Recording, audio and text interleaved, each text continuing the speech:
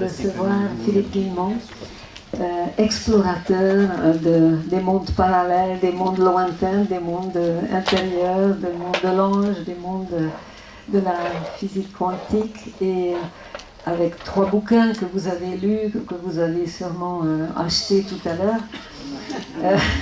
La route du temps, la physique de la conscience et le pic de l'esprit.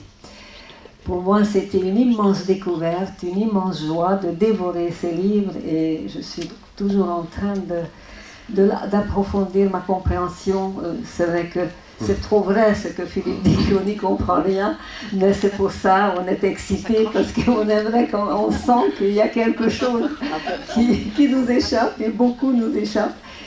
Et donc Philippe va nous présenter ou continuer ce qu'il nous a commencé à expliquer vendredi soir. Et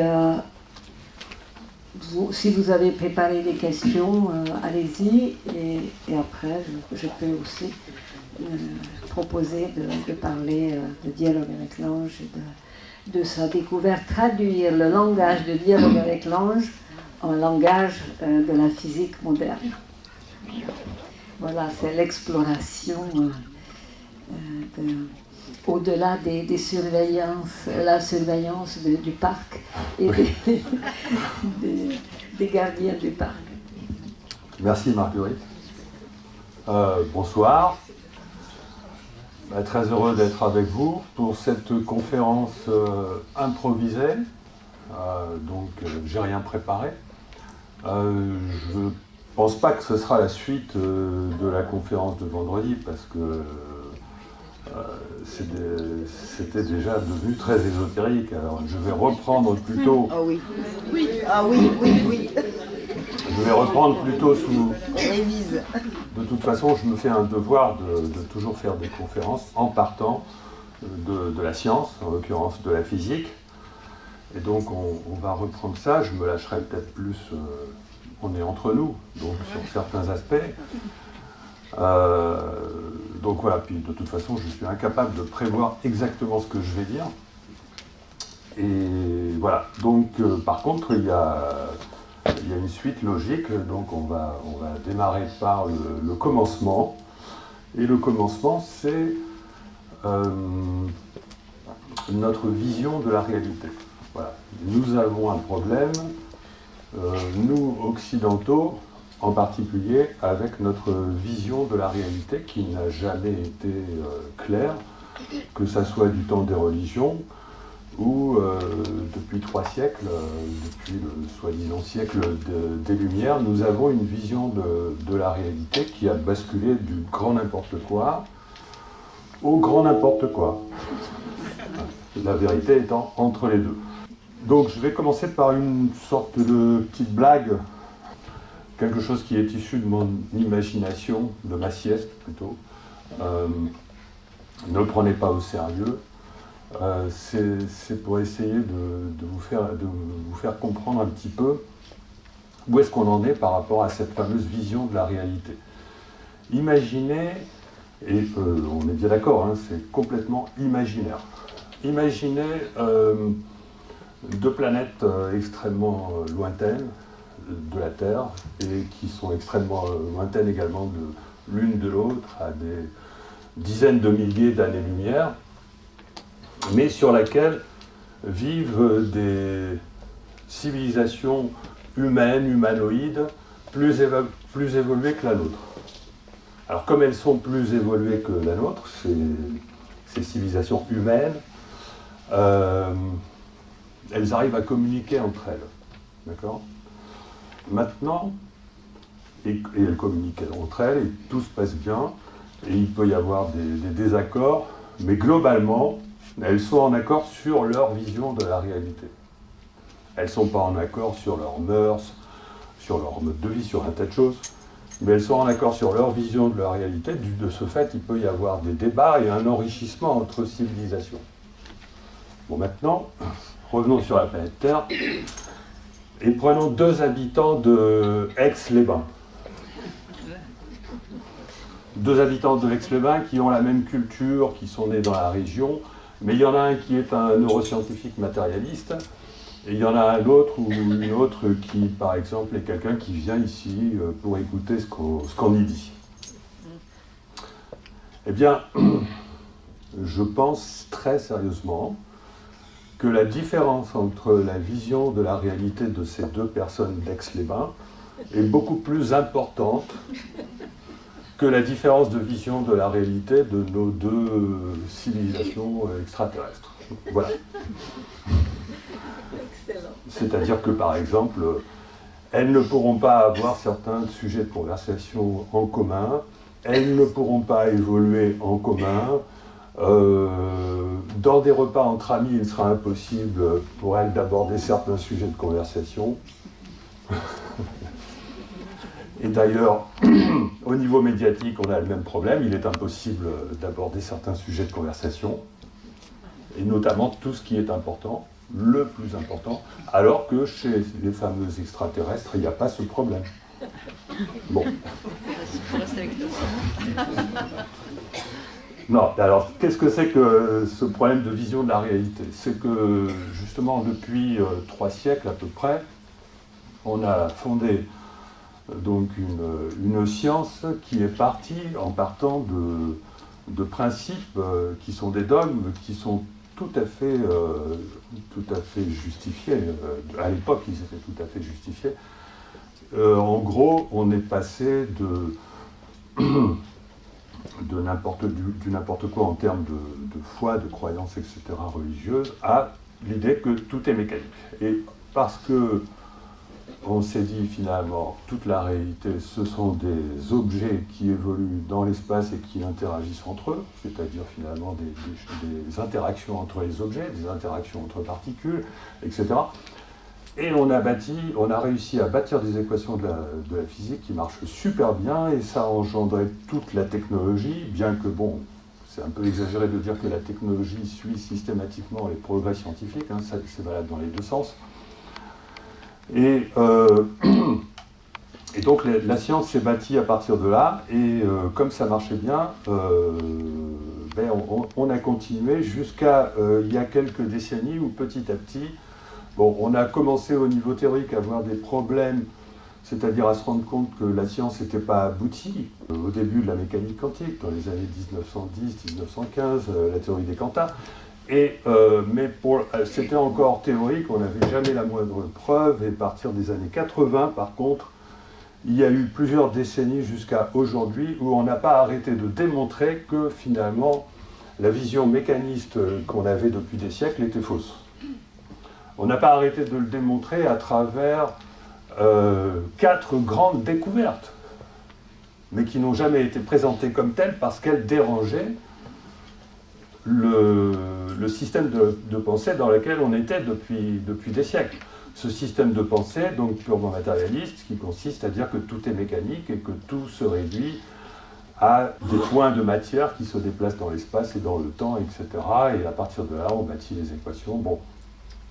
Or, on s'est aperçu qu'on ne pouvait pas, en fait, on s'est aperçu qu'on ne pouvait plus raisonner comme ça, mais comme les équations de la physique sont bâties sur de la matière qui évolue au cours du temps, on a toujours refusé de considérer ces découvertes vraiment sérieusement, parce que de toute façon, on ne savait pas comment les intégrer. Vous enlevez leurs outils aux physiciens, c'est un peu comme si vous les réduisez au chômage. Donc on a découvert 4 types d'informations dérangeantes, et on ne sait pas à quoi en faire, et donc on attend ad vitam aeternam jusqu'à ce que on arrive à résoudre cette fameuse crise de la physique qui dure depuis des décennies.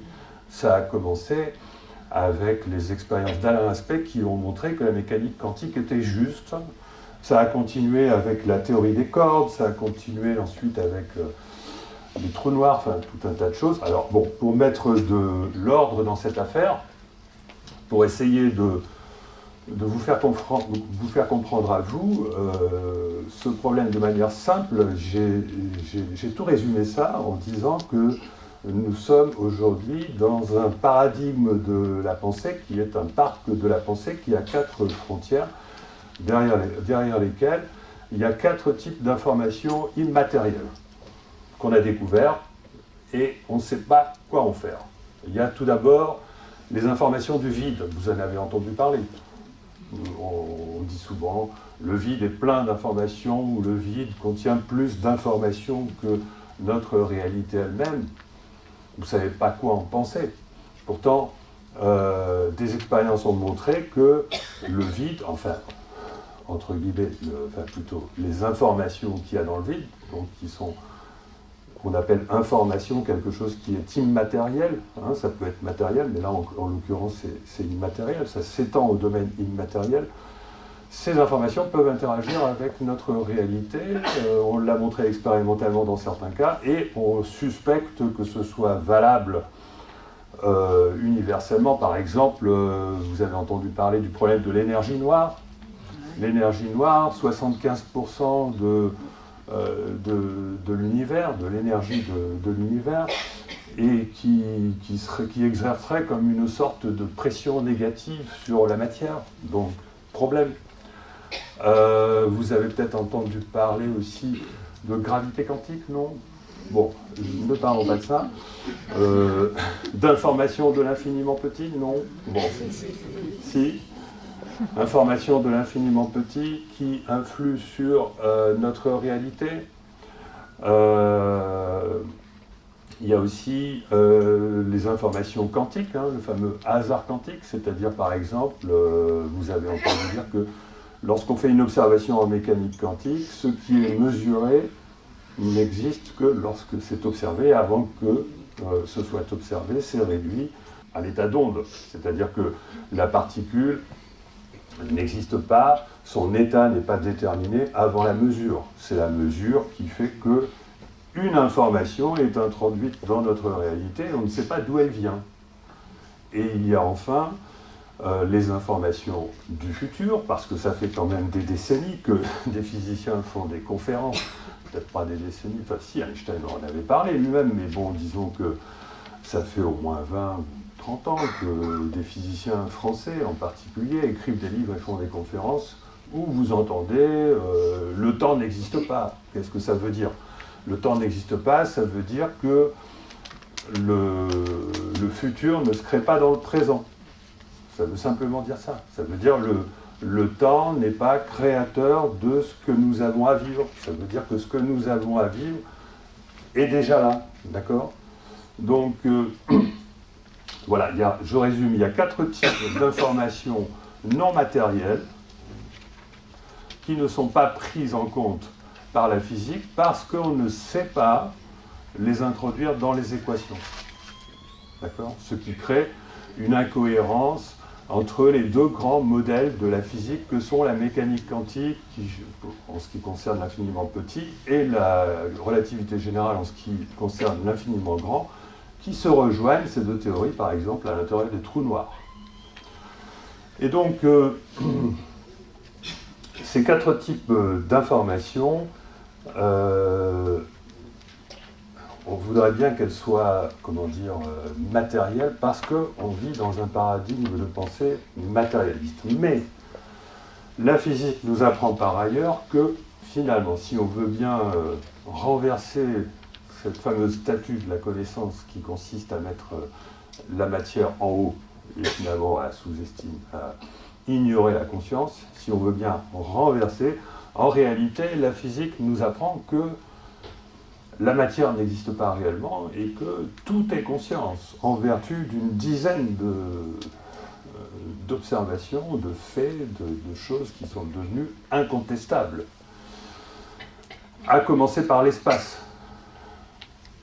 L'espace, vous avez une sensation d'espace, il s'avère que l'espace ne peut pas exister tel qu'on le perçoit. Tout comme le temps ne peut pas exister tel qu'on le perçoit, tout comme la matière ne peut pas exister telle qu'on l'aperçoit, mais je ne vais pas tout détailler.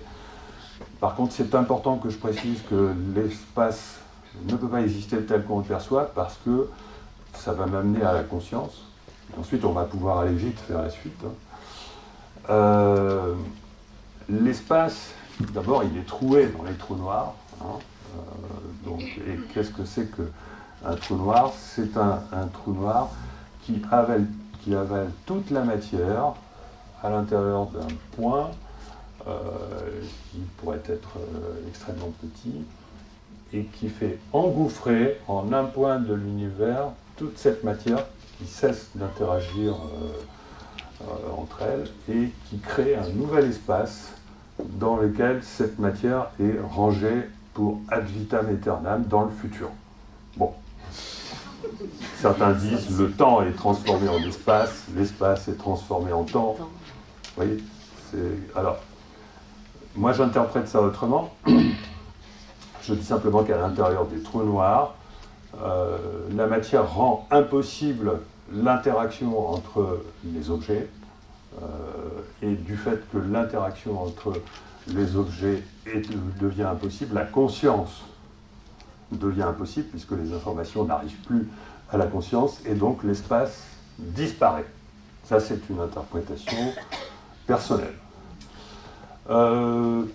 C'est-à-dire que je relie l'espace à la conscience. Mais j'ai bien d'autres raisons de le faire. C'est que la matière, l'espace, pardon, est également non local. L'espace est non local, ça veut dire que vous pouvez avoir des objets qui, dans cet espace, sont partout à la fois. C'est-à-dire qu'en fait, ils sont à un endroit de l'espace où il n'existe plus d'espace.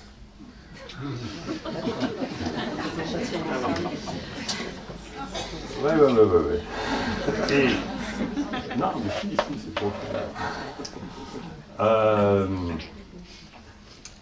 vous pouvez avoir deux objets qui sont à des distances absolument astronomiques et qui restent corrélés malgré la distance, comme s'ils s'échangeaient des informations, mais ce n'est pas du tout le cas, parce qu'il faudrait dépasser la vitesse de la lumière pour ça.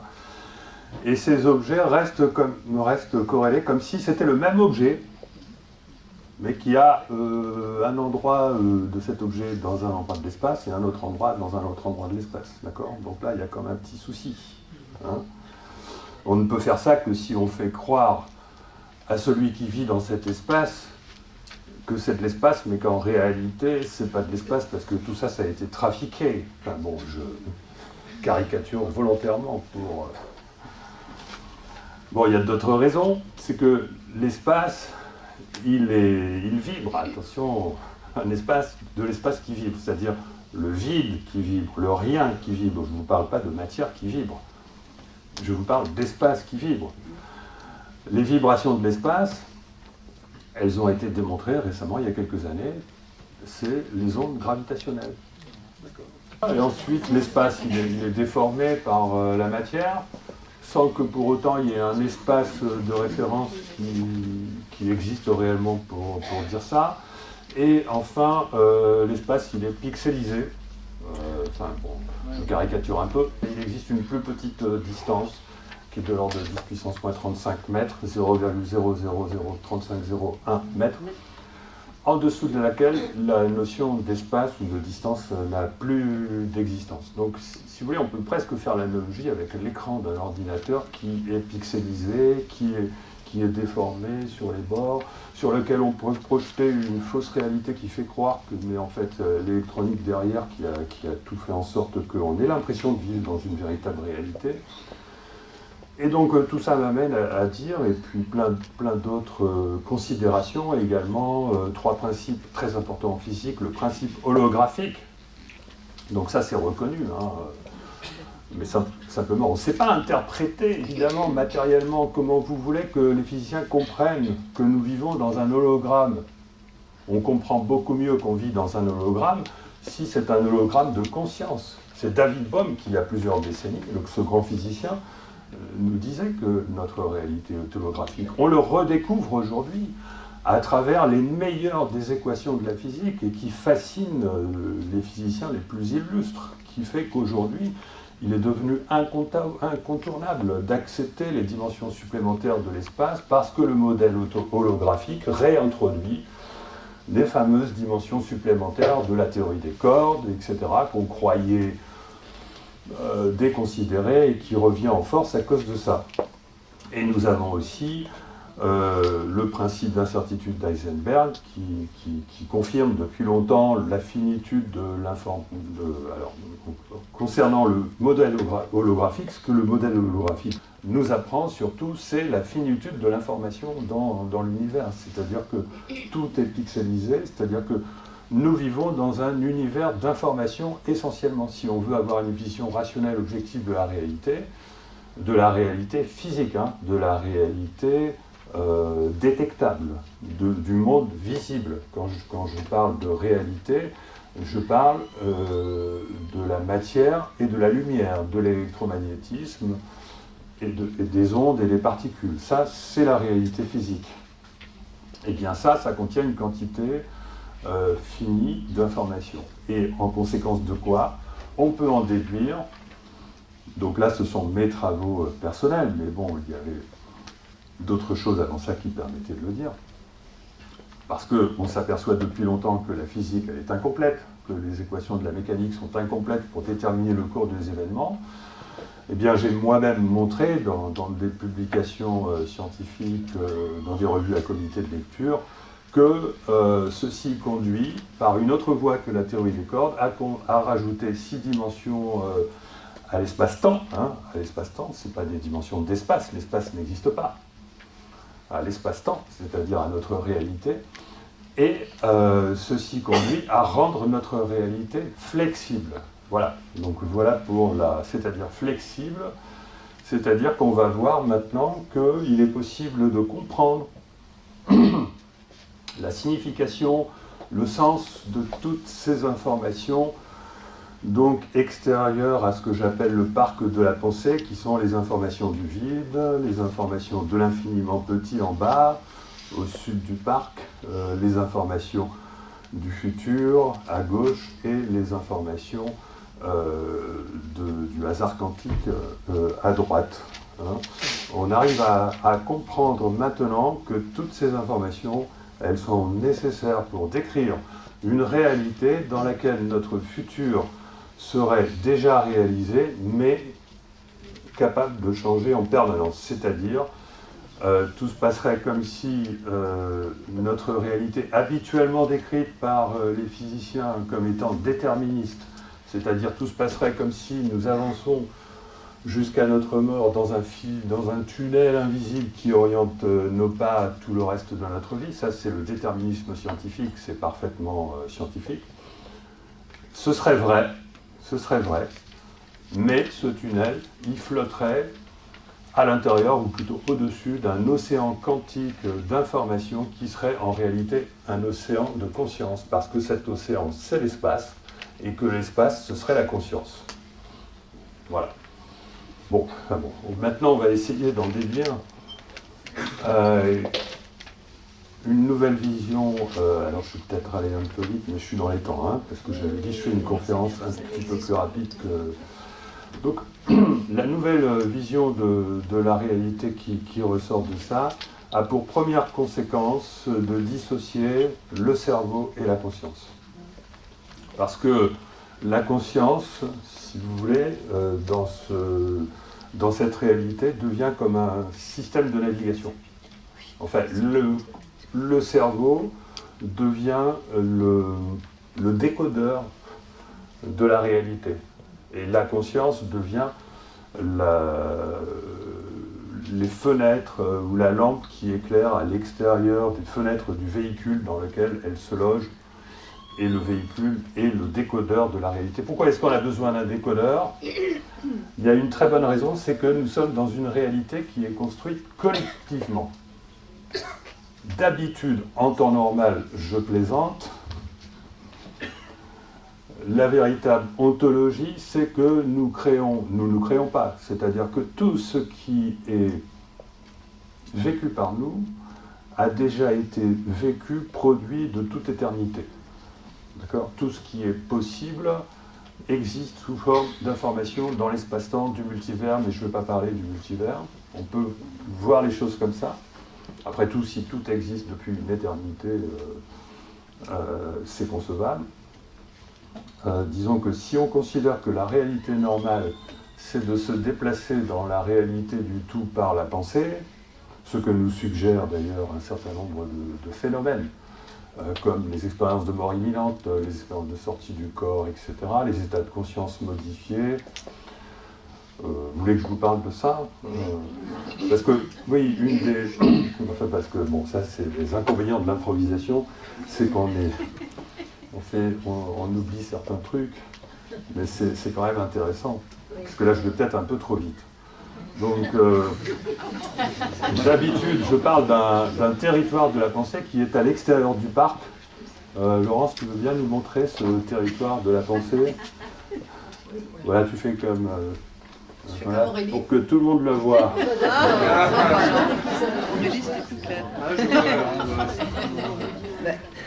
Bon, mais c'est un territoire interdit, c'est normal. Là, tu le fais passer? Voilà, tu le fais passer. Donc, ce territoire de la pensée, c'est le territoire qui contient les informations dont je vous ai parlé tout à l'heure et qui permettent de comprendre tout un tas de phénomènes inexpliqués. Alors, je vais citer par exemple 6 d'entre eux, mais il y en a bien d'autres que je ne cite pas parce que c'est même carrément interdit de les citer. Mais ces 6-là, oui.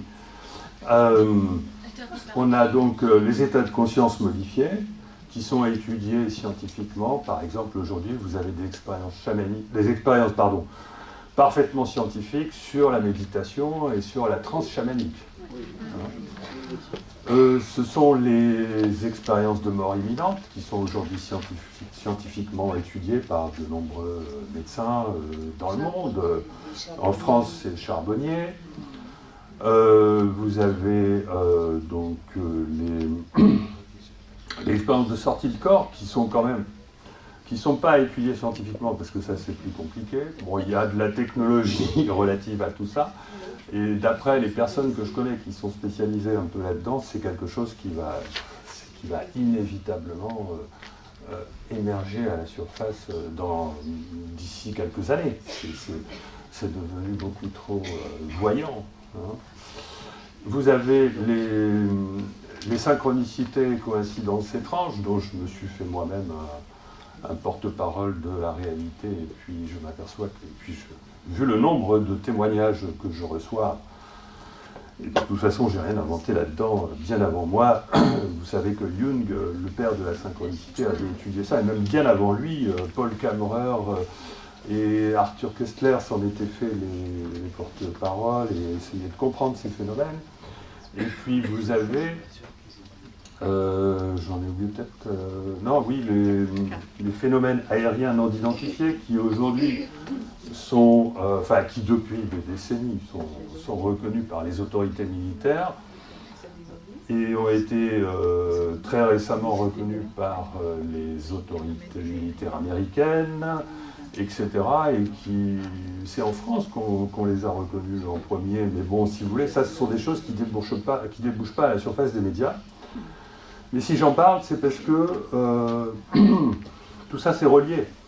C'est-à-dire, et je ne veux pas vous faire les liens, mais on peut faire des liens extrêmement passionnants, hyper intéressants, entre tous ces phénomènes qui vont finalement corroborer une vision de la réalité, qui est celle que j'ai commencé à vous expliquer tout à l'heure, qui est qu'il convient de différencier une réalité individuelle où tout ce qu'on vit, c'est par la pensée, c'est-à-dire sous l'influence de l'intention, et une réalité collective où là, on est obligé de passer par un décodeur parce que nous sommes tous en train de créer la même réalité. En fait, c'est pas que nous sommes en train de la créer, c'est que nous sommes en train de l'appeler. Voilà, si vous voulez, imaginons que nous sommes des milliards d'individus, et puis je ne compte pas les animaux, mais enfin bon, imaginons toutes les consciences de notre réalité réunies pour créer une seule réalité objective. Il faut quand même bien une interface pour mettre tout le monde d'accord sur ce qu'on voit, sur ce qui existe. D'accord ? Et c'est à ça que sert le cerveau. Et le cerveau ne sert pas à faire autre chose, puisque, si vous voulez, on avance, nous sommes en train de naviguer à l'intérieur d'un champ des possibles où tout est réalisé d'avance sous la forme d'un multivers de possibilités. Sauf qu'à tout moment, il n'y a qu'un seul futur qui est réalisé et dans lequel on peut se déplacer. Peut-être qu'on citera tout à l'heure des paroles des dialogues avec l'ange, où on retrouve cette idée que finalement, naviguer dans notre réalité, ça consiste à suivre une ligne temporelle. Chacun d'entre nous suit une ligne temporelle qui est parfaitement définie dans son futur, et puis de temps en temps, grâce à une évolution de la conscience, qui s'éveille, qui s'élève un petit peu, eh bien, il y a un glissement de ligne temporelle, et paf, on change de ligne temporelle, et ça veut dire qu'on a changé de chemin.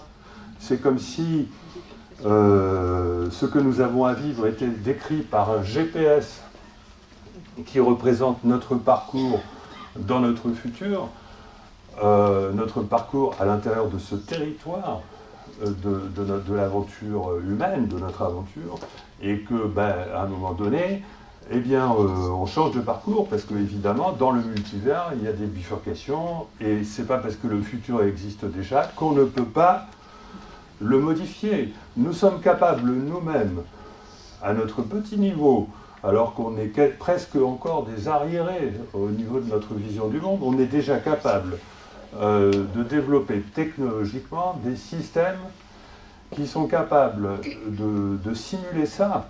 Grâce au GPS, ce serait facile. Moi, je suis ingénieur, je saurais développer un GPS, et ça va exister bientôt, qui gère par exemple collectivement la circulation pour qu'il n'y ait jamais d'embouteillage.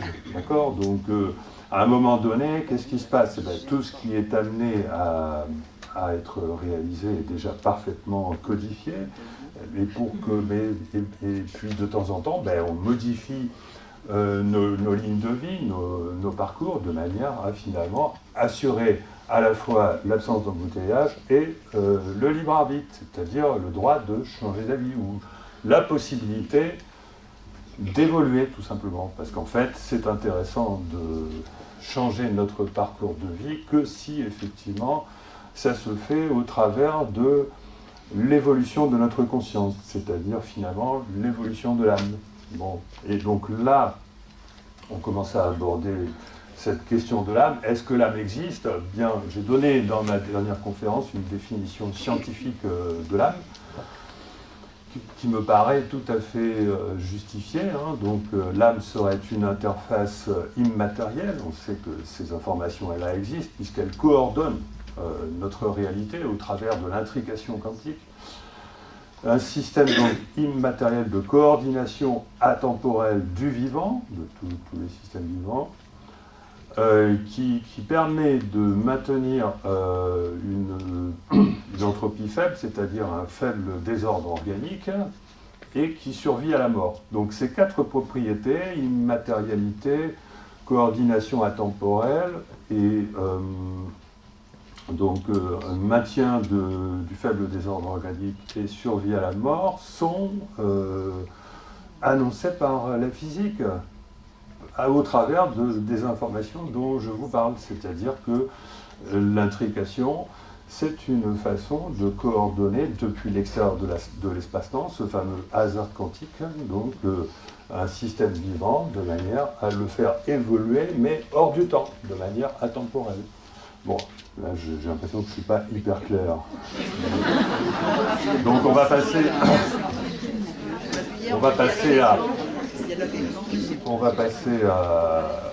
rapidement, mais on va passer au dialogue avec l'ange, n'est-ce pas ? Mais je vais quand même donner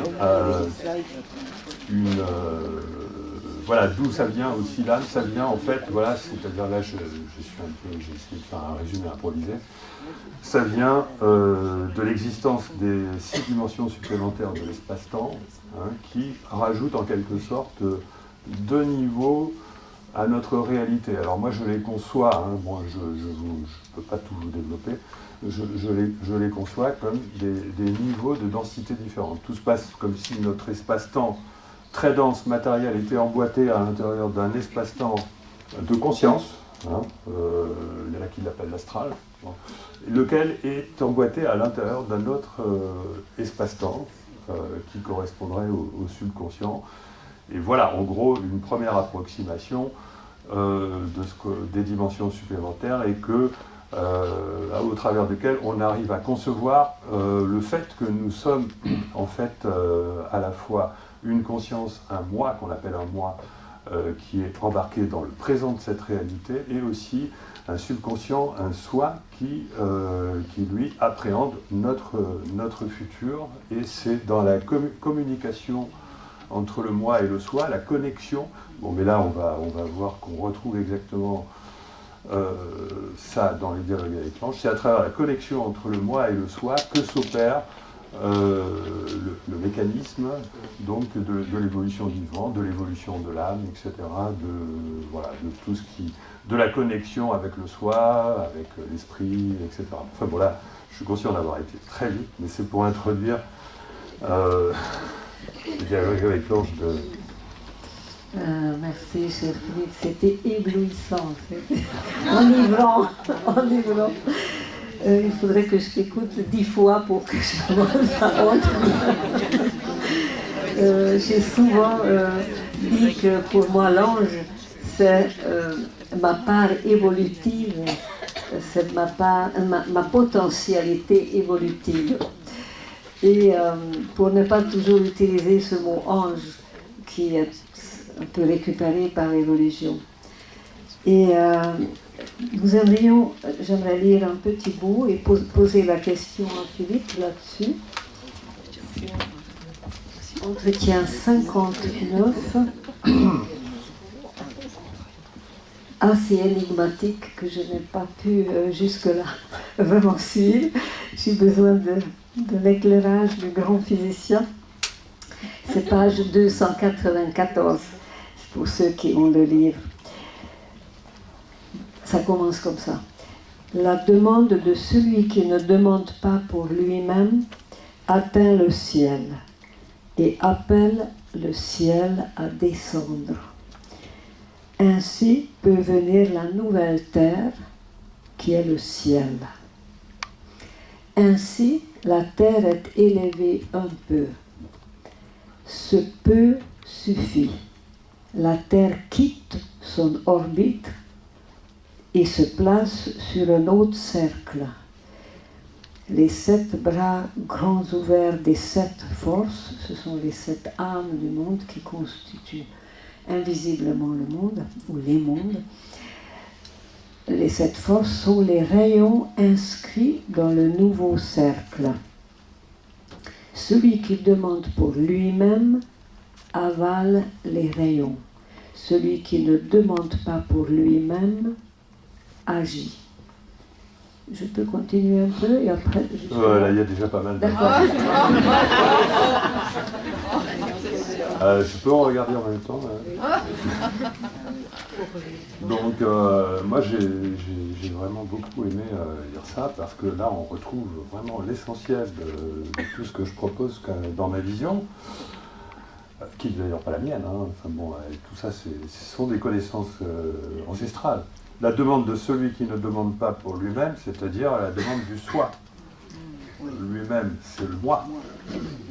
On n'a pas d'accès au soi, on ne commande pas au soi. On ne peut que capter l'information qui vient du soi. C'est-à-dire que la demande que l'on fait, il faut l'avoir fait après une introspection. Il ne faut pas qu'elle vienne du cerveau. Il ne faut pas qu'elle vienne du mental. Il faut qu'elle tombe. Et à ce moment-là, on comprend le sens de notre vie, on comprend en tout cas mieux on comprend ce qu'on a à faire. C'est une information qui tombe du futur, si vous préférez. D'ailleurs, moi je le vois comme ça, comme une information qui tombe du futur, c'est-à-dire du soi, c'est-à-dire d'une réalisation potentielle du soi qui existe dans le futur, mais qui n'est pas réalisée sur la ligne temporelle actuelle du moi. Cybernétiquement parlant, c'est limpide. Je le redis, c'est une demande qui émane d'un potentiel futur, qui appartient au soi, et qui n'est pas réalisé sur la ligne temporelle actuelle du moi. D'accord ? Et le fait de faire tomber cette demande énergétise ce potentiel, et fait qu'une nouvelle ligne temporelle peut redescendre vers le présent et créer une bifurcation. Il y a un hasard là qui débarque et paf, qui nous fait bifurquer. Bon, mais le plus important là-dedans, et donc après, en nous faisant bifurquer, ça crée ce que j'appelle une commutation de ligne temporelle, c'est-à-dire qu'on passe d'un univers à l'autre, on glisse, on est en train, grâce à ce petit peu d'élévation de conscience, qui nous a permis de capter une information du soir, on vient un petit peu on vient de modifier toute sa ligne temporelle, d'où le fait que l'ange, qui n'est pas un cybernéticien, parce qu'en plus c'est écrit il y a 50 balais, donc il y a 50 ans, plus que ça. 69. Ouais. 74. Ainsi, la Terre est élevée un peu, ce peu suffit, la Terre quitte son orbite et se place sur un autre cercle. Il utilise la Terre comme image parce que, si vous voulez, il veut faire comprendre qu'il y a une mécanique là-dedans. Il veut faire comprendre qu'il y a une mécanique des lignes temporelles, et le mieux pour comprendre cette mécanique, c'est de prendre l'analogie de l'orbite de la Terre. Et donc il dit, et alors évidemment que c'est pas la Terre, hein, mais donc on sait que c'est pas la Terre, donc il faut chercher autre chose. Eh bien ça correspond parfaitement au fait que le petit peu d'élévation de conscience a créé une modification d'orbite, c'est-à-dire de toute votre ligne temporelle. Et donc là, voilà, moi ça me paraît limpide maintenant. Il y a encore un petit bout. Oui. La nouvelle force est le levier par lequel la Terre peut être déplacée. Donc ça c'est clair. C'est ce qu'on vient de dire. Le changement ne peut être perçu parce que percevoir est enfant de la Terre, c'est-à-dire des sens externes. Le changement ne peut être senti. Sentir est enfant de l'eau, c'est-à-dire des émotions. Mais le changement peut être pressenti. Ça, c'est ton cas. Dans l'espace sans espace, vous pouvez découvrir que l'orbite de la Terre ne s'agrandit pas, mais se rétrécit. Ah oui. Mais attends, je voulais dire... Là, c'est costaud, hein. Déjà, le changement ne peut être perçu parce que ça fait appel au sens. Il ne peut être senti parce que ça fait appel au sens. C'est comme je vous disais tout à l'heure, c'est pas le mental. On n'est pas dans quelque chose de mécanique. Mais le changement peut être pressenti, c'est-à-dire que le changement, c'est l'information qui tombe du futur et qui va créer le changement. C'est de l'ordre de l'intuition. L'intuition, c'est pas une information. Il existe deux types d'intuition. Il existe les intuitions où on va chercher l'information dans le cerveau, dans l'expérience du sujet, dans l'inconscient, et les intuitions qui tombent, qui viennent d'en dehors de l'espace-temps. Et le deuxième point, c'est... Ah oui, oui. Donc, dans l'espace sans espace, vous pouvez découvrir que la Terre ne s'agrandit pas, l'orbite de la Terre ne s'agrandit pas, mais se rétrécit. Qu'est-ce que c'est que l'espace sans espace? Je vous en ai parlé tout à l'heure.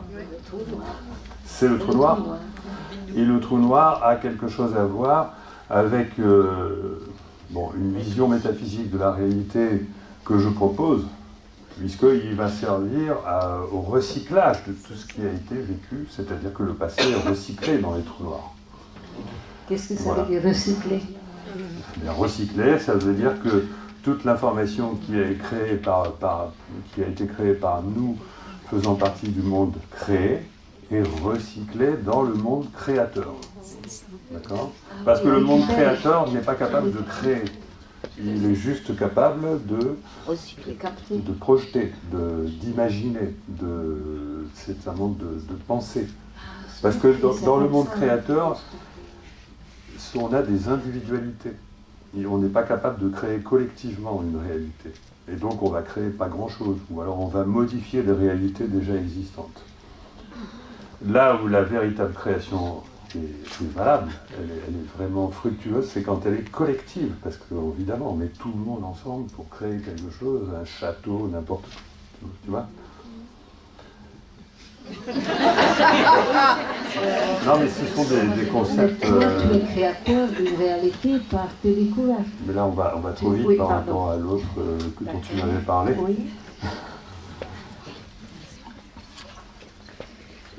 Page 164 et enseignement 28, Gita. Alpha, Oméga. Oméga, Alpha. L'homme créé est situé entre le commencement et la fin. L'homme créateur se situe entre la fin et le commencement. Entre le commencement et la fin est le temps. Entre la fin et le commencement, l'éternité. Tu m'arrêtes quand tu veux. La fin de l'homme passé est commencement du nouveau. La fin du monde ancien est commencement du nouveau. Le miracle est entre oméga et alpha. Depuis l'origine des temps, l'homme fait l'insaisissable. Oui, ok. Là, on va loin. Hein, mais... L'homme créé situé entre le commencement et la fin, c'est le temps. Nous sommes situés dans le temps. D'accord ? Et je vous disais tout à l'heure, bon, on peut dire que, alors, le fait que notre futur existe déjà, plutôt que de le concevoir comme une navigation vers le futur, on peut le concevoir mathématiquement de manière parfaitement équivalente comme un futur qui vient vers nous. Dans ce cas-là, c'est beaucoup plus facile de comprendre cette histoire de recyclage de l'information dans le passé au travers du trou noir qui fait remonter l'information dans l'autre univers, dans l'univers conjugué, l'univers miroir, l'univers jumeau qui est petit à petit en train de s'imposer en physique à travers les travaux de plusieurs physiciens. Aujourd'hui, on a compris en physique mainstream que les trous noirs recyclent l'information vers le futur, à l'intérieur des trous blancs qui rejaillissent dans le futur. Simplement pour rester politiquement correct, les physiciens n'osent pas dire où ça rejaillit dans le futur. Alors Aurélien Barraud nous dit peut-être, mais c'est peut-être dans d'autres univers. Comme ça, il est tranquille. Bon. Mais bon, c'est en physique que... et donc, si vous voulez... Vous voyez à peu près ce qu'est un trou noir. Enfin bon, je ne vais pas parler de ça. Mais disons que si on considère que tout se passe comme si effectivement notre réalité était créée dans le futur, qu'elle descendait dans le présent, elle est vécue dans le présent, et elle redescend dans le passé, et tout finit par se retrouver dans le passé, dans un trou noir, ou dans le Big Bang, parce que tout est inversé, le Big Bang ça devient un trou noir aussi. Hein. Tout est recyclé de l'autre côté. Et de l'autre côté, donc cet autre versant de l'univers, où à ce moment-là, il n'y a plus de temps. Et effectivement, il n'y a pas de temps entre l'information qui arrive dans le trou noir et qui débouche dans le trou blanc. Ça, c'est connu, c'est mathématique. On y arrive de suite. Nous, si on devait observer, ça nous prendrait une éternité, mais si quelqu'un voyage là-dedans, il se retrouve instantanément de l'autre côté. Alors, je continue. Donc, l'homme créateur se situe entre la fin et le commencement, c'est-à-dire le créateur en tant que concepteur. Hein. L'homme créé, c'est nous, mais en fait, on est quand même créateur d'une réalité collective. Mais nous ne sommes pas les créateurs parce que nous ne sommes que les exécutants. Nous sommes le véritable créateur, c'est ceux qui planifient, c'est ceux qui font le projet de ce que nous pourrions vivre dans le futur. Mais un projet, il est réalisable ou il n'est pas réalisable. Et nous ne pouvons saisir que les potentialités réalisables. Et les seuls à pouvoir dire ce qui est réalisable, c'est nous. C'est pour ça qu'il nous est proposé de capter l'information. Et donc, lorsqu'on a capté une information qui vient du monde créateur, on a transformé une potentialité non réalisable en une potentialité réalisable. Reste encore à la réaliser, parce qu'elle existe comme fruit qui pousse dans notre arbre de vie. Elle se met à exister comme fruit dans notre futur, mais reste encore à récolter ce fruit. Voilà, après, voilà, le miracle étant oméga et alpha, le miracle vient du monde créateur, c'est-à-dire du monde du soi. Peut-être j'apporte quelques précisions là-dessus. Oui, oui. Non, dans le modèle métaphysique, attention, on n'est plus dans la science là, hein. On a largement débordé les frontières de la physique et on est dans la métaphysique. Hein. D'accord. Dans le modèle que j'ai proposé dans le Pic de l'Esprit, dans mon dernier livre, sous forme romancée, bon, mais là je me lâche un peu plus, Le monde créateur, qui est le monde du soi, c'est un monde donc qui est articulé avec le nôtre par l'intermédiaire des trous noirs dans le passé et des trous blancs dans le futur, ceci étant valable à toutes les échelles. Alors nous, on connaît les trous noirs et les trous blancs, mais ça, il s'agit des échelles des plus grands organismes de l'univers. Hein, donc là, on parle au niveau des galaxies. Mais nous avons nos propres trous noirs et nos propres trous blancs, qui sont des micro-trous noirs et des micro-trous blancs. Hein, voilà, il faut le concevoir comme ça. Nous avons nos propres ondes de conscience, qui ne sont pas des ondes gravitationnelles, mais des ondes quanto-gravitationnelles, moins 15 ordres de grandeur en dessous. Voilà. Donc c'est comme ça qu'on peut concevoir physiquement, mathématiquement cette histoire. Et donc ça c'est intéressant parce que, si vous voulez, on se retrouve à ce moment-là dans un modèle où on comprend ce qui se passe après la mort.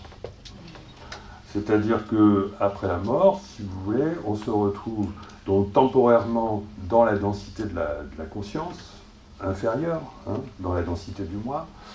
Et vous avez entendu parler du tunnel, le fameux tunnel dans des expériences de mort imminente, qui est tout simplement un canal de communication sous forme d'un trou de verre.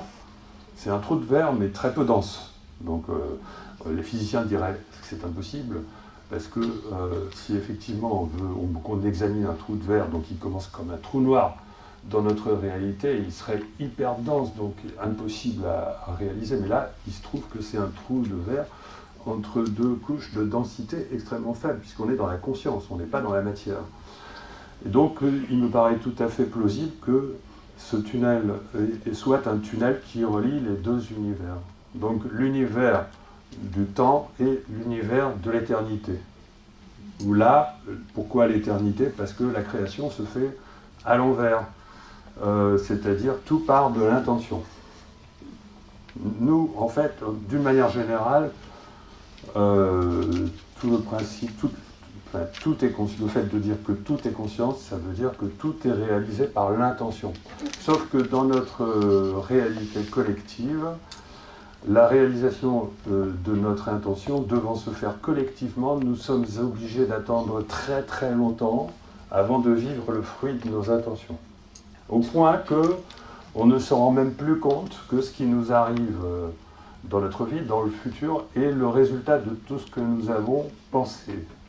On ne s'en rend plus compte, et pourtant on nous apprend ça dans toutes les traditions millénaires depuis très longtemps.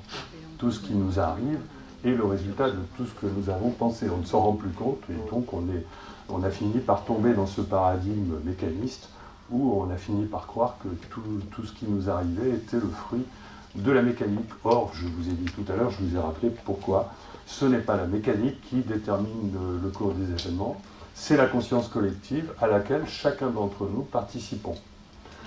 Voilà, donc bon, j'aurais tant de choses à dire, je crois que la conscience collective, c'est combien? C'est toute l'humanité ou la conscience une part de l'humanité? C'est tous les systèmes vivants, plus que les systèmes vivants d'ailleurs, hein, tous les systèmes vivants qui participent à une réalité.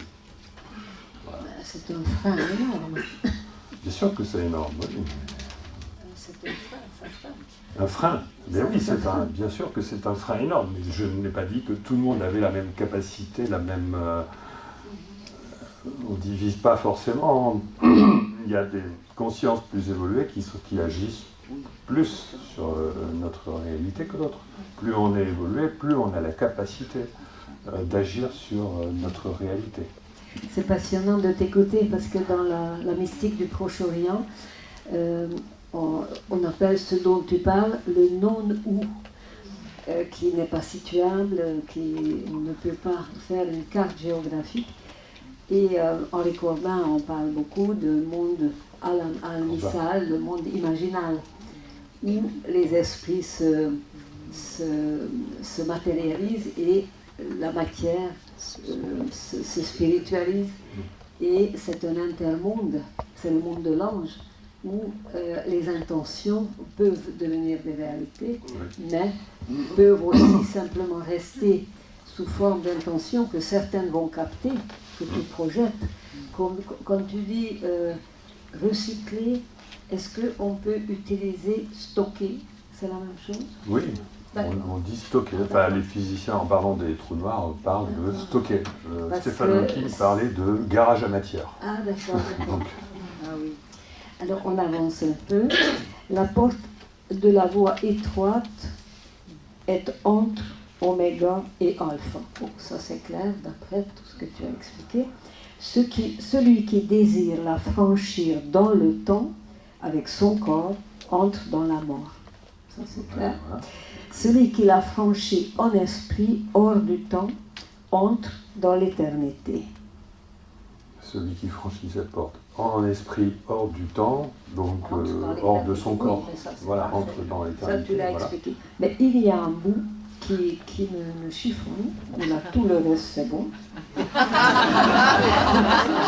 Donc, bon, je peux le dire quand même. Un an commence, il se termine. Une nouvelle année commence, mais pas la même, une autre. Peux-tu mesurer le temps entre oméga et alpha? Mais non. L'instant est passé, un nouveau commence. Entre les deux, il n'y a pas de temps. L'éternité est là, entre les deux. Ça, c'est OK. Oui, je comprends pas tout, je suis pas certain de...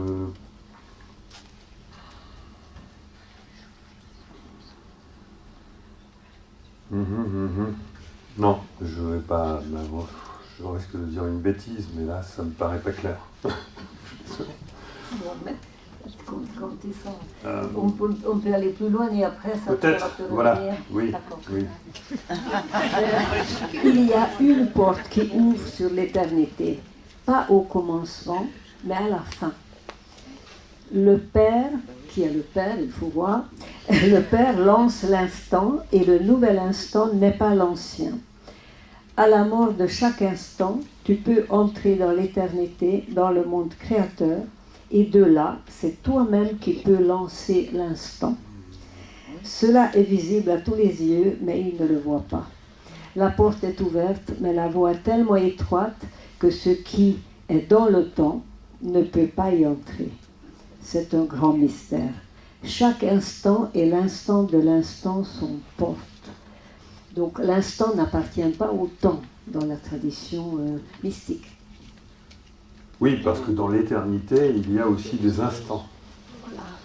Voilà.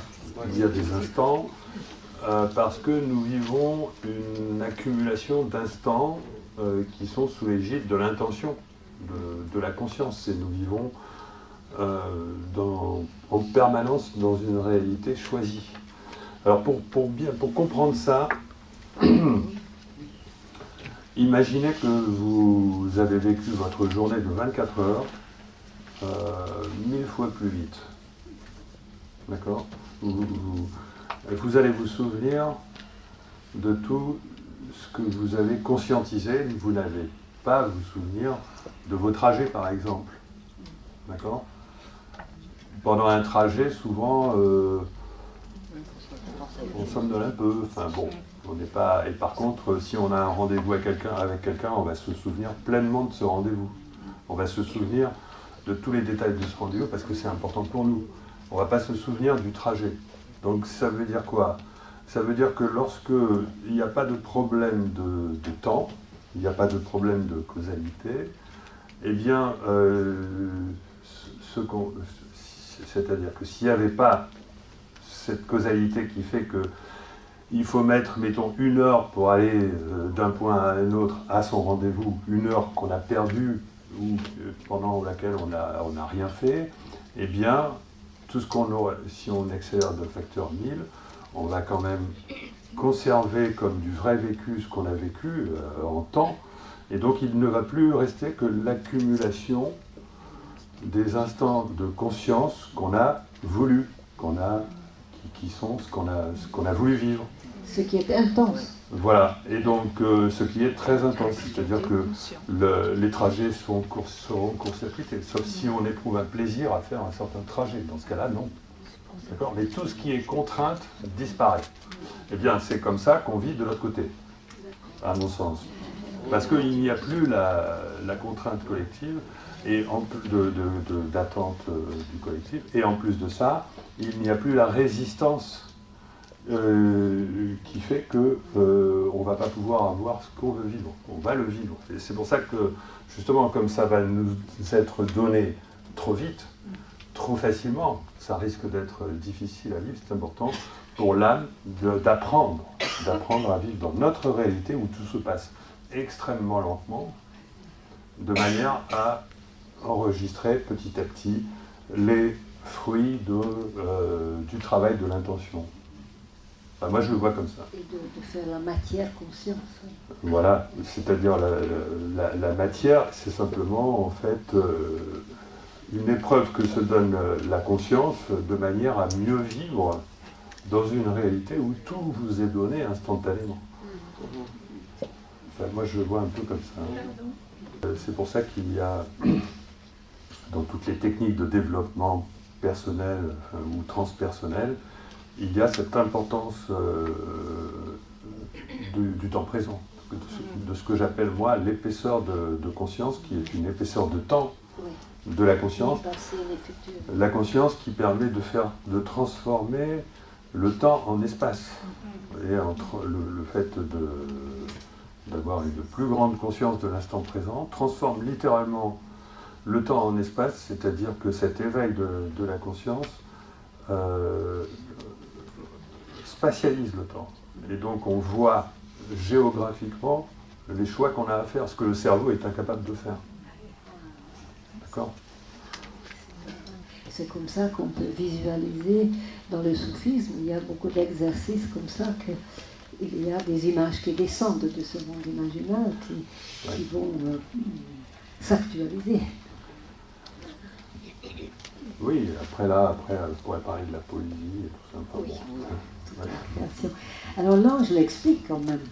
Dans chaque instant, vous pouvez vivre dans l'éternel et dans le temporel, car les deux ensemble, c'est l'éternité. Oui. Il n'y a pas d'instant sacré. C'est-à-dire, je voudrais juste dire un truc. Dans la spatialisation du temps, on peut vivre à la fois dans l'éternel, donc dans cet espace, et dans le temporel, c'est-à-dire que de la même façon que vous regardez une carte géographique dans les détails, vous pouvez explorer petit à petit et donc planifier ce que vous pouvez également parcourir d'un seul regard. Ça, c'est la capacité intrinsèque à la conscience que n'a pas le cerveau. Et ne pas oublier que d'ailleurs, c'est le cerveau qui crée le temps. Je ne sais pas si je l'ai dit. C'est le cerveau, j'ai dit dans ma conférence précédente. C'est le cerveau qui crée l'illusion du temps. D'accord ? C'est le cerveau qui crée cette illusion qui nous fait penser que notre futur est en train de se créer maintenant. C'est créé par l'illusion, donc quand on dit notre futur n'existe pas encore et notre passé n'est plus là, c'est une illusion créée par le cerveau. Alors que notre conscience, elle est parfaitement capable de voir ce qui arrive et ce qui vient d'arriver. Sinon, on n'aurait conscience que des instants et tout serait figé. On n'aurait jamais conscience de l'événement. D'ailleurs, la physique nous apprend que la matière n'existe pas ponctuellement, il n'existe que des événements. Nous ne pouvons avoir conscience que d'événements. Or, un événement, c'est quelque chose qui s'inscrit toujours dans une épaisseur de temps. Ça donne une vision beaucoup plus large, beaucoup plus claire. Donc, il n'y a pas d'instant sacré, chaque instant est sacré. Ainsi, vous vivez dans l'éternité et dans la vie, car la vie éternelle unit les deux. Donc, il répète, tu es balle et joueur à la fois. Ne porte plus ton attention sur le commencement. Le commencement est déjà la fin. Ce qui commence se termine. On ne peut plus le changer, car force et matière se sont mises en mouvement. Entre fin et commencement, là où tout est conçu, dirige ton attention. Oui, c'est ce qu'on disait tout à l'heure déjà, changement de ligne temporelle. L'attention, c'est le pendant de l'intention. L'intention qui n'est pas la nôtre, que je rappelle, qui est l'intention du soir, mais qu'on a captée. elle vient énergétiser le potentiel, et c'est la tension qui va permettre à ce potentiel de se réaliser. Alors ça chauffe. La création est balle avec laquelle joue le Père. Il la lance, mais juste pour qu'elle revienne dans la joie. Et tout est à cette image, corps céleste, comme atome. Alors le Père, que moi j'interprète comme le soi. C'est une force originatrice, non?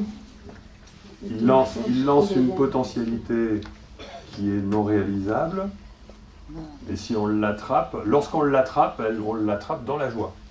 C'est-à-dire que l'indicateur d'une bonne intuition, par exemple, ou l'indicateur qu'on est sur la bonne voie, donc que l'attention a porté ses fruits, c'est la joie qui accompagne le changement de vie. Il la lance, oui. Vous avez dit que la balle était non réalisable, elle est non réalisée. Elle fait partie des potentiels non encore réalisables, c'est-à-dire conçus par... Non réalisée et qui va pas ce qu'elle va en Alors, en matière. avant qu'un potentiel non réalisable, il y a plusieurs phases. Il y a d'abord non réalisable, ensuite réalisable et enfin réalisé. Ah oui. Voilà. Le fait de passer de potentiel non réalisable à potentiel réalisable, c'est la captation de l'intention qui s'accompagne de joie. Donc là, on a une synchronicité ou une intuition, et c'est l'attention qui a permis, dans le cas d'une synchronicité, c'est l'attention, enfin, le fait d'être réceptif à ce qui arrive. D'ailleurs, on est toujours dans une situation de réceptivité. Très féminin, hein, cette affaire de création. Mais comment ça, c'est valable pour les corps célestes ou les atomes? Oui, c'est valable pour les corps célestes et les atomes. Oui, mais là, on rentre dans des métaphysiques un peu... Mais l'ange, Ça s'abstrait. d'accord, c'est une autre fois. Oui. Pour une autre fois. Et l'ange répète, apprends une chose, seule la joie est sûre. Pour tout, il y a une explication. Ou bien, une autre traduction, on peut expliquer tout sauf la joie. Nous ne pouvons pas dire pourquoi nous nous réjouissons, mais c'est cela notre service. Ce que vous recevez est source de joie pour les sans joie. Et tu avais dit quelque chose d'important hier, lié à ça.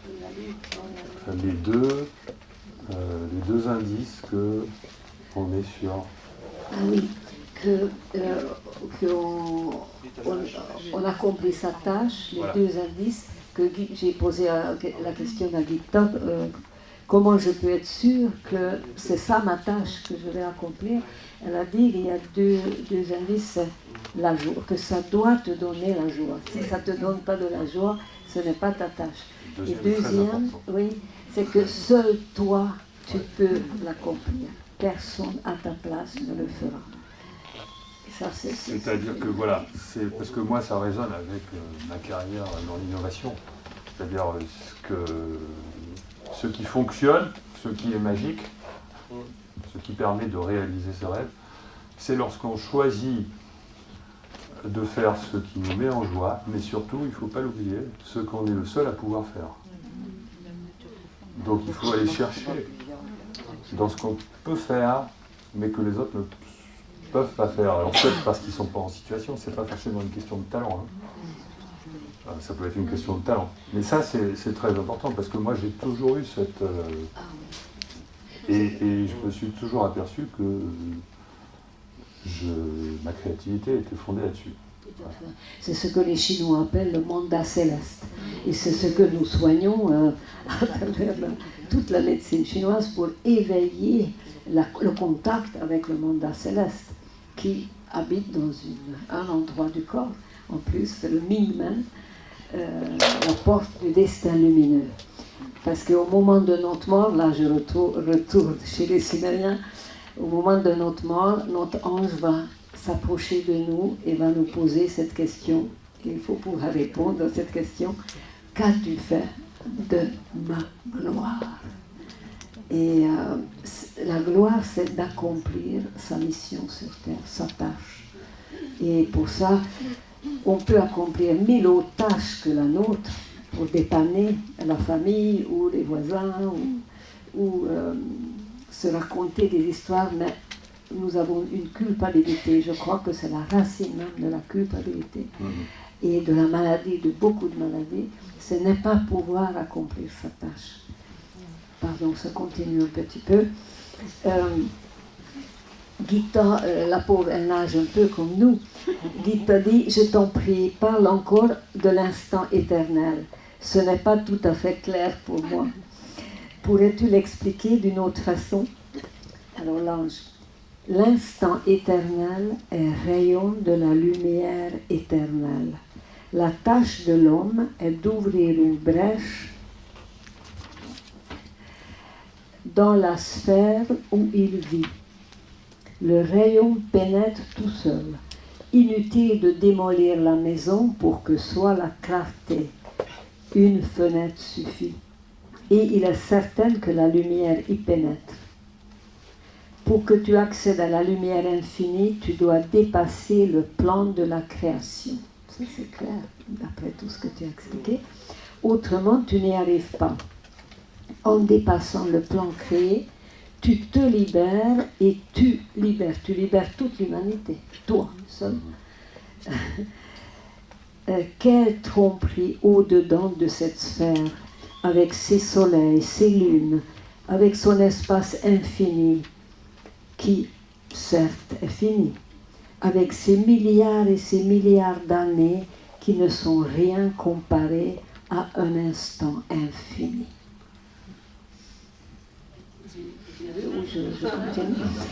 Il n'y a plus de prison si une brèche ouvre vers le dehors.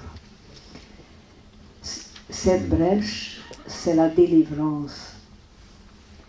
Il n'y aura plus de prisonniers, mais des habitants de la sphère. Plus de malédiction, mais bénédiction. Plus d'obscurité, mais lumière. Plus de tourment, mais joie.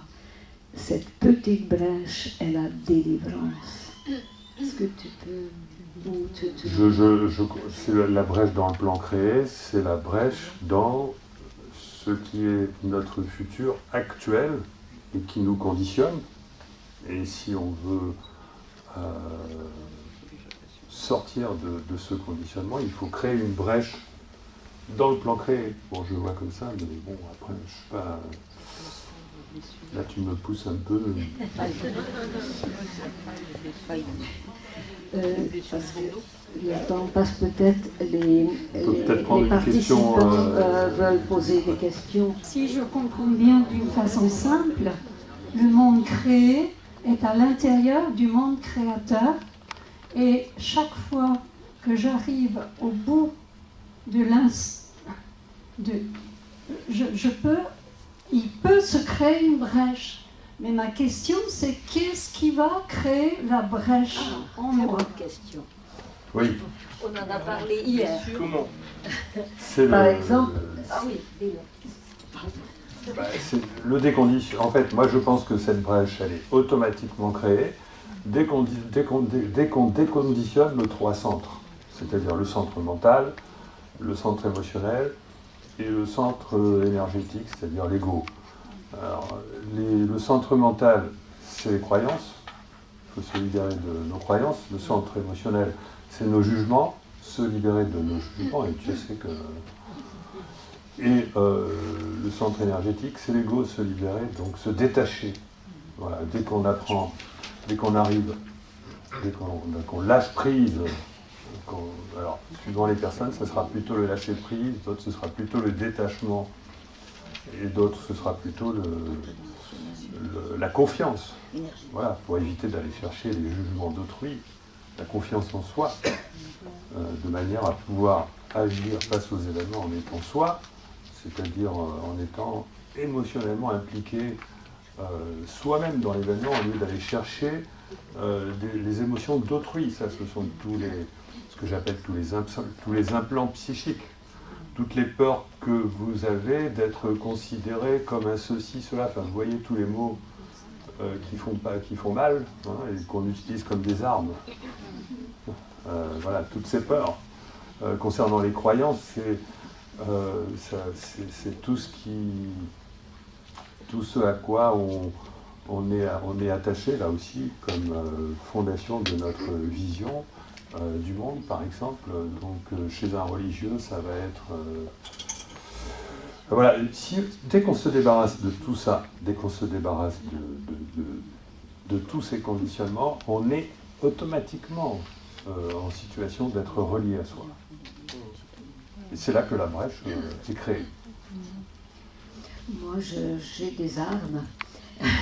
J'ai des armes très puissantes. C'est la gratitude, par exemple. C'est l'émerveillement devant une fleur, devant le sourire de quelqu'un. Mais surtout la gratitude. Ça, c'est une clé vraiment qui fait passer à travers toutes les portes. Et l'humilité. Ça enlève mon interprétation que moi je sais mieux, que je juge, etc. Simplement être un tout petit point, mais encore plus petit, encore plus petit, encore plus petit, sans aucun, et tout le temps se remettre en question.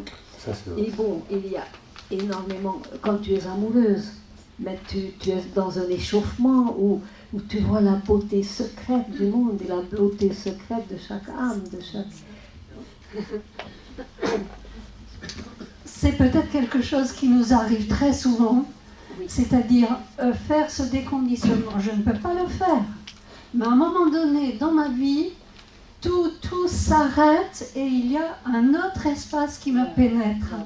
Et donc peut-être que nous le vivons très souvent sans même mettre tous les mots, tous les termes. Et c'est ça qui crée notre transformation au fur et à mesure. Est-ce que quelqu'un a d'autres questions pour avancer? Ouh là là, tu peux avancer s'il te plaît. Là, je suis incapable d'arriver avec mon fil. Vous parlez fort. Je ne vais pas loin. Je vais jusque-là. Vous avez parlé de l'intention qui peut modifier sa trajectoire, j'ai compris. Qu'en est-il? Est-ce que le physicien ou le métaphysicien peut expliquer les événements indésirables qui nous arrivent? Est-ce qu'il y a une relation avec notre intention qui n'est pas du tout manifeste à ce moment-là? Alors il peut y avoir les événements indésirables qui résultent logiquement, causalement, du fait qu'on est sur une mauvaise voie. Et il peut y avoir des événements indésirables donc, qui résultent du fait qu'on est sur une bonne voie. Dans le premier cas, c'est parce que les événements indésirables sont causés par le passé. Donc là, on est dans la causalité et on vit les conséquences de ces actes. Dans le deuxième cas, c'est parce que les événements indésirables sont causés par le futur. Et donc là, c'est parce qu'on vit les conséquences de nos intentions. D'accord ? Et les conséquences de nos intentions, lorsqu'elles sont indésirables, c'est parce qu'il y a une résistance du futur qui nous attire normalement. C'est-à-dire qu'il y a une résistance du futur qui continue de nous conditionner sur la voie actuelle, l'ancienne voie, et le nouveau futur qui essaye de se brancher, et que dès que effectivement on va vers ce nouveau futur, l'ancien résiste, et paf, c'est la loi de l'emmerdement maximum, ou les événements qui... Voilà, c'est quelque chose qui est valable à tous les niveaux. C'est valable au niveau journalier, donc c'est les emmerdements journaliers, c'est aussi les événements qui changent la vie, mais en étant indésirables, et c'est aussi les difficultés que l'humanité a à progresser, c'est-à-dire que tout se passe comme si on était obligé d'explorer la nuit noire de l'humanité avant d'arriver vers Et ça, c'est-à-dire que on peut prévoir du fait qu'on a des difficultés à aller vers ce nouveau futur. Alors, c'est lié à un problème de détermination. Hein. C'est lié à un problème de détermination. Si on était parfaitement déterminé, à ce moment-là, l'ancien futur ne pourrait pas résister. Mais en ce qui concerne en tout cas l'évolution actuelle de l'humanité, donc là je prends le plan de l'évolution globale, on est bel et bien sur une résistance du futur qui va nous créer un maximum d'emmerdement juste avant qu'on aille vers une évolution positive. Donc il ne faut pas avoir peur du fait que l'humanité en est dans une situation assez vraiment dramatique, qu'on a l'impression que le mal se déchaîne en ce moment. On le ressent dans les médias, parce que c'est probablement les prémices à quelque chose de très grand et positif. Si vous voyez quelque chose tomber en poussière, sachez que la lumière s'approche. Rien que parce que ça s'approche, le Verbe éternel peut naître. Donc ça peut être une purification, ça peut être pour aiguiser notre sens de discernement et pour nous obliger à choisir entre ce que nous voulons vraiment et ce que nous voulons construire et ce que nous... Détermination. Oui, c'est ça, pour nous exciter à faire vraiment ce choix de désir. Où est mon désir profond? Quel est mon désir profond? C'est vraiment un moteur énorme, le désir. Est-ce qu'il y a d'autres questions?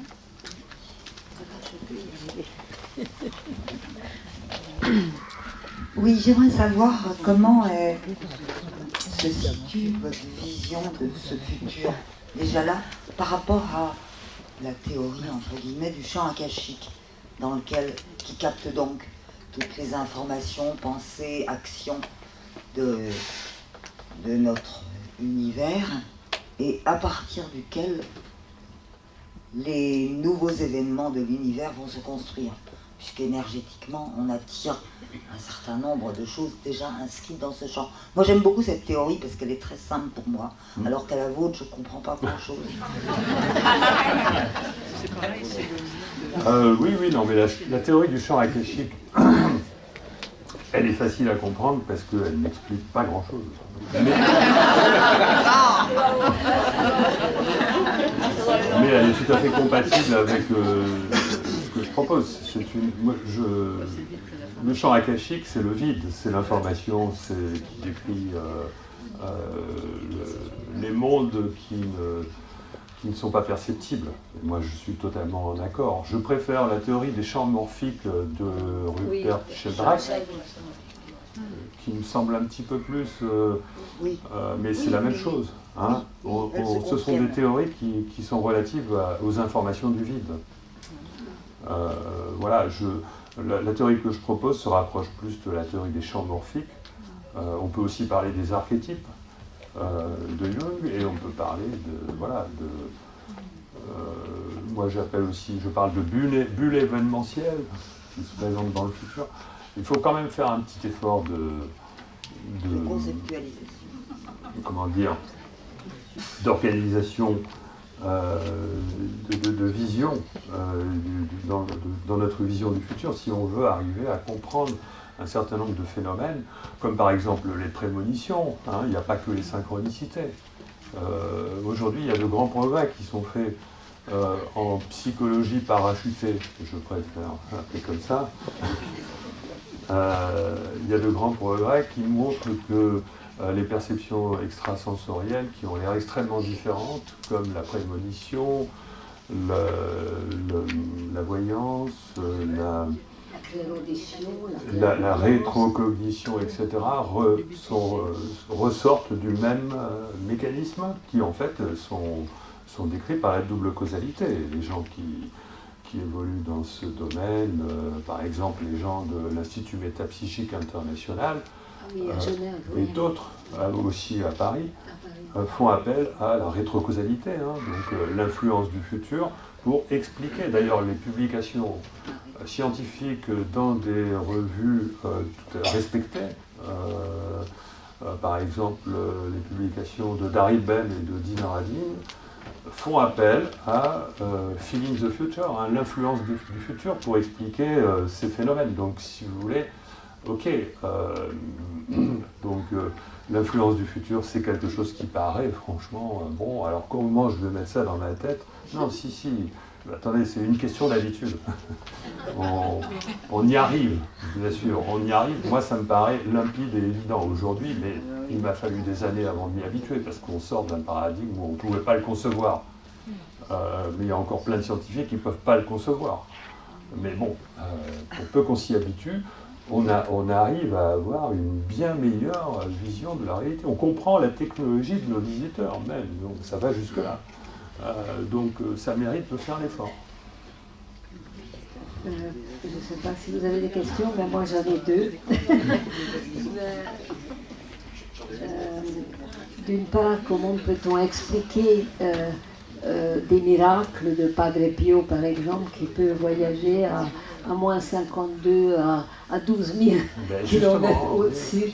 Oui, alors ça, j'en ai pas parlé, bon, oui. Parce que je préfère. Mais ça relève du même processus qui intervient dans le phénomène des pans. Des pans, des phénomènes aériens non expliqués.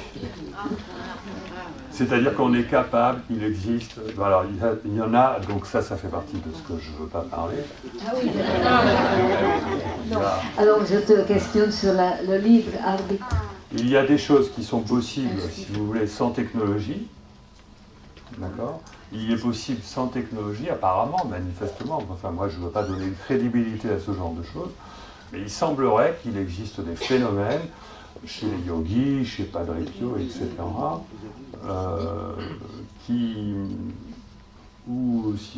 bon, on va dire, je ne sais quoi, l'énergie que déploie Quelle énergie? Voilà, l'énergie radiative, le rayonnement. De l'esprit saint. Oui, voilà, permet de créer en fait une sorte de bulle qui fait sortir de l'espace-temps en quelque sorte, qui crée une situation où on est en sortie de l'espace-temps, c'est-à-dire une bulle qui ne subit pas les effets de ce qu'on appelle la décohérence en physique. Maintenant, je ne l'explique pas. Et je les apparitions beaucoup. Comment ? Les apparitions de la Vierge Marie ou autre. Alors ça, c'est encore autre chose. Il y avait des questions, non ? J'évacue ce genre de choses en général.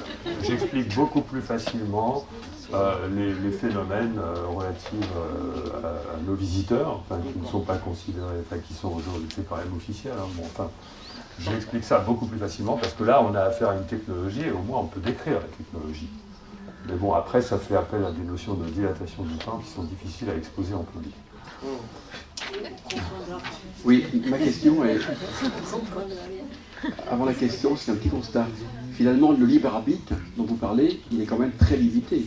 Il est limité dans le cadre d'une cohérence, si j'ai bien compris, entre le moi et le soi, entre le moi et, je dirais, le plan créateur. Alors ça, c'est une question. Puis après, ce qui me vient à l'esprit, c'est de dire, et s'il existait plusieurs plans créateurs?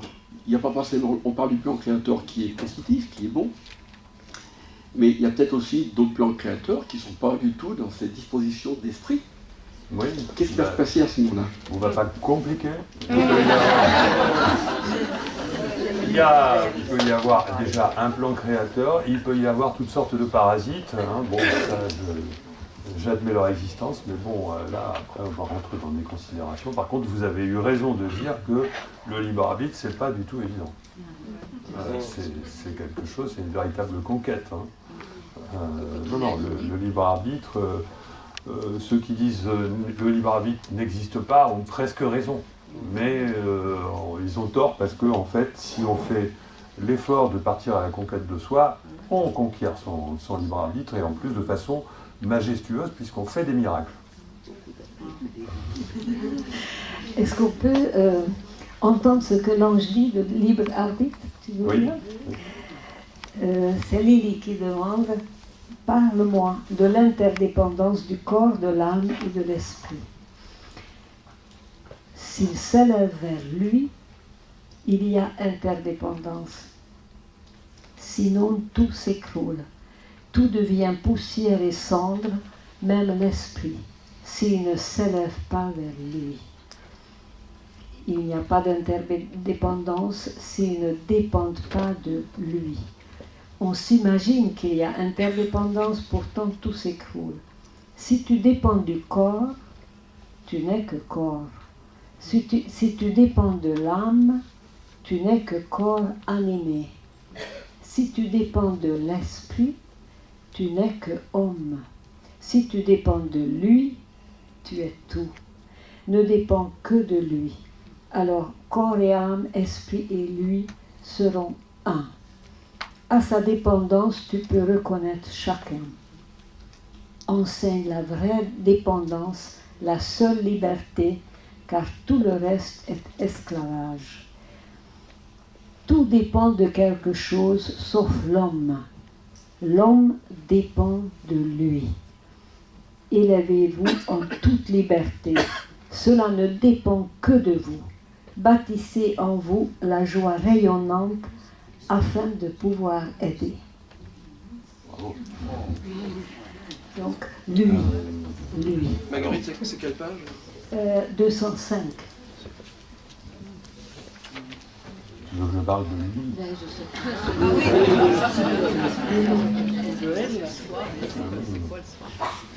Je ne sais pas si je peux...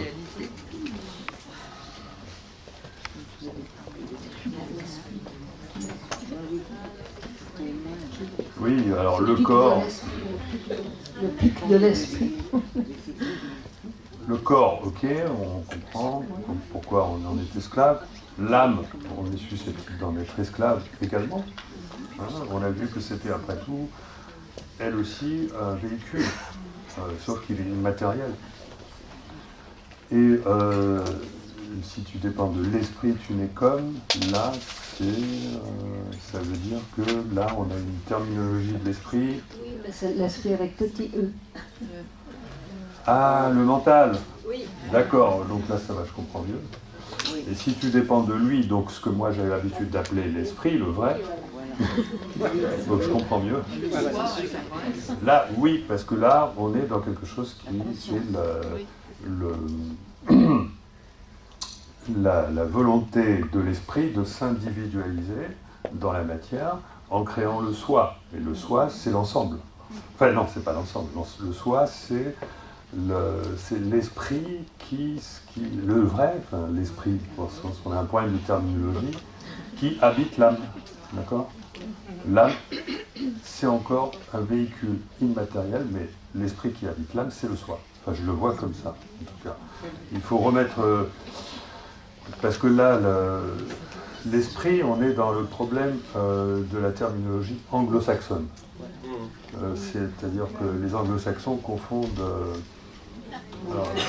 mind avec le mot mind. Il y a une ambiguïté entre le mental et l'esprit. Moi, je considère que la terminologie européenne, on ne donne pas du tout le même sens à esprit et qu'on a le mental pour bien différencier l'esprit qui est vraiment directement relié à lui.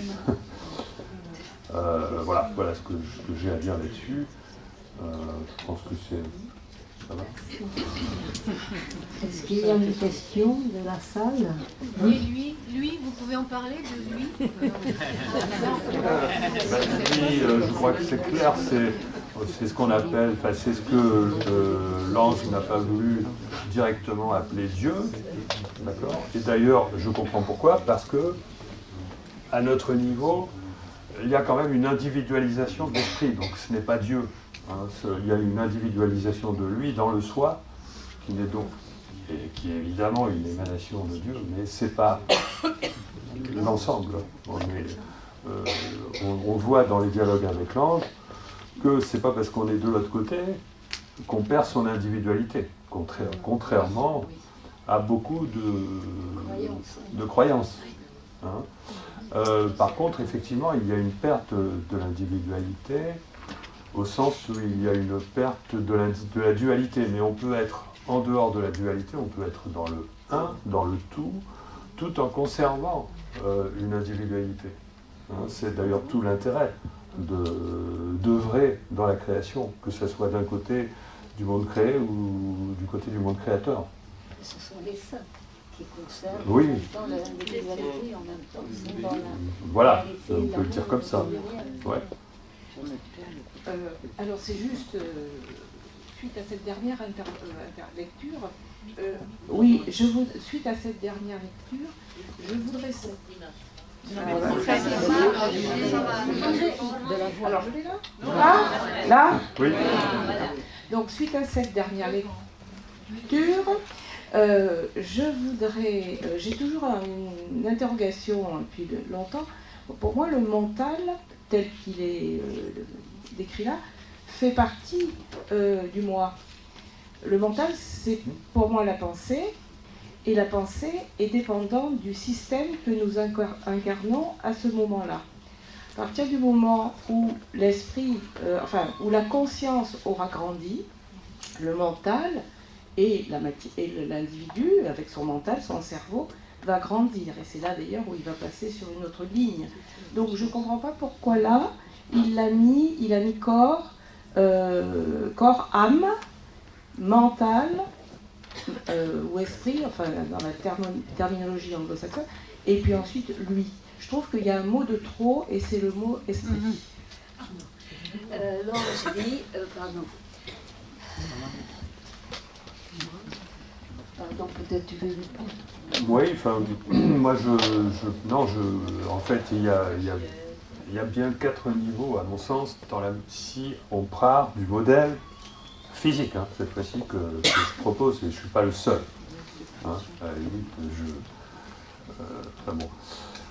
C'est ce modèle qui consiste à voir notre réalité comme le monde créateur et le monde créé qui sont comme ça dans un cycle où d'un côté il y a l'éternité, de l'autre côté il y a le temps.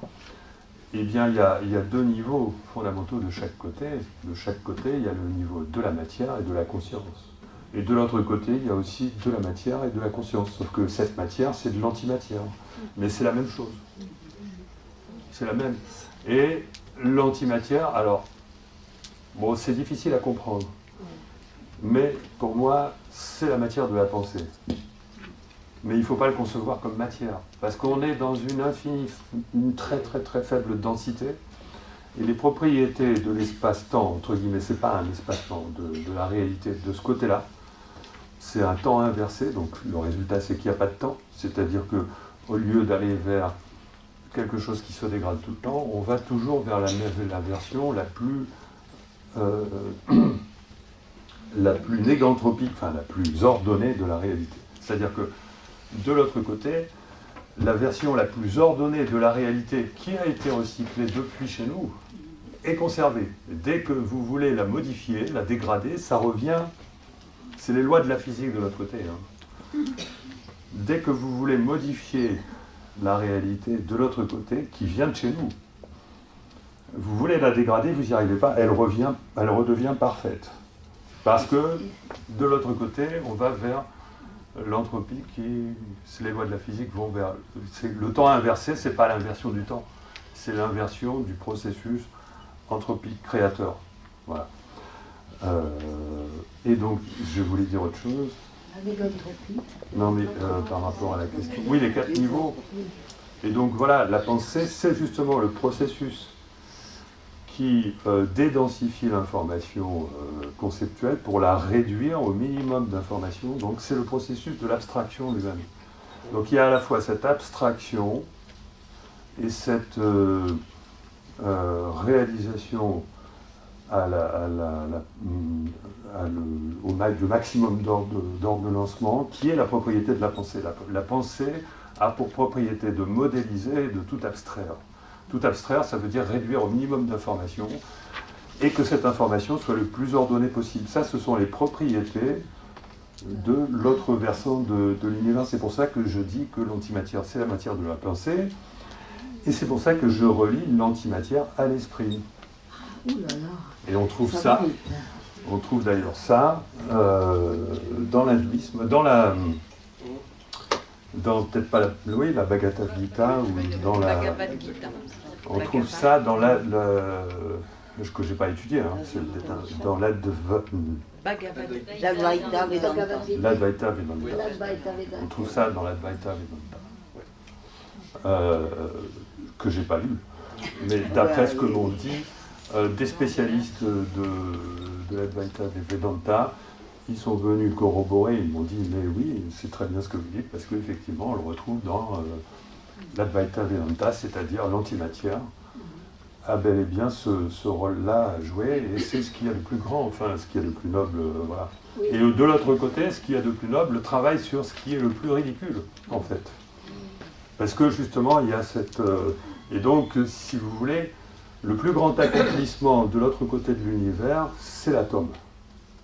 Alors que chez nous, le plus grand accomplissement, c'est ce qui est le plus grand, quoi. Mais dans l'autre versant de l'univers, le plus grand accomplissement de la pensée, c'est au niveau de la création de l'atome, enfin, ou de l'amélioration, j'en sais rien. Enfin, voilà. Mais bon, vous voyez le truc, hein. Nous allons terminer maintenant parce que le temps passe. Est-ce que vous voulez bien entendre un petit mot pour terminer de l'ange? La science est l'enfant de l'émerveillement. Ne la méprisez pas. L'émerveillement et la curiosité sont deux. Il y a beaucoup de curieux, mais il y a eu des émerveillés. Eux aussi, ils étaient des envoyés de Dieu. Cherche-les, ils t'enseigneront. Alors Lily demande, les livres ou les hommes? Fais bien attention que ce soit des émerveillés.